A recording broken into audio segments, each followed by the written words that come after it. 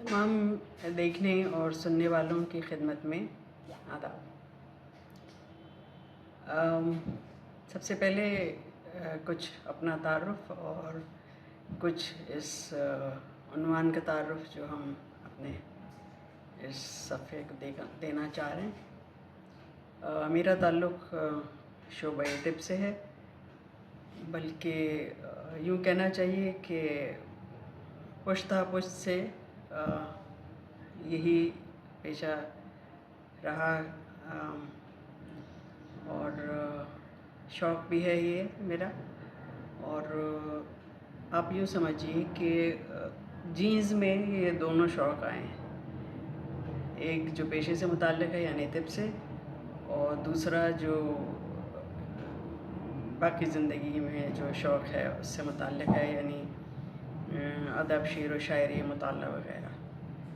तो मुताले का ये है कि जैसा कि शायद थोड़ा सा आपको अंदाज़ा हो कि अभी जहाँ पर मैं मौजूद हूँ, ये हमारे गरीब खाने का एक कमरा है जिसको मैं अपना गोशे तस्कीन भी समझती हूँ। और यहाँ मेरी मुख्तलिफ़ मौज़ूआत पर वो किताबें जो मैंने अपने शौक़ के तहत लीं और जिनका मुताला किया वो मैंने रखी हैं।